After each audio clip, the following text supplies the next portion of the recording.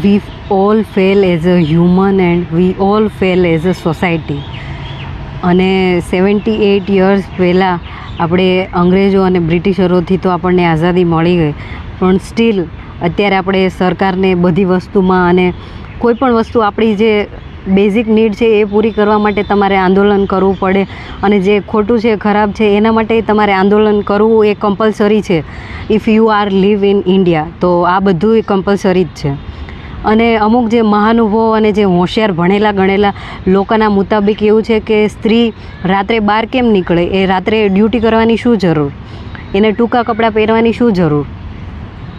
અમે બહાર, અને જે મર્દ જે છે એ લોકોને એવું જ છે કે અમે બહાર ગમે ત્યાં હરી ફરી શકીએ અને અમે કાંઈ પણ કરી શકીએ, પણ તમે સ્ત્રી થઈને કાંઈ ના કરી શકો, કેમ કે અમારા મર્દનો બધો અધિકાર છે અને we can do all things but women can't.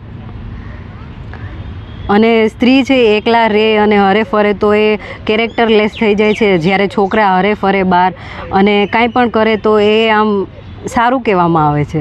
અને ભારતમાં, ઇન્ડિયામાં દેવીની પૂજા થાય છે, પછી છોકરીઓના નામે ગાળો છે. એ આપણો સમાજ છે અને સમાજમાં સેક્સ વર્ડ છે એ બોલવો ખરાબ છે અને રેપ ને એવું થઈ શકે છે. સિરિયસલી.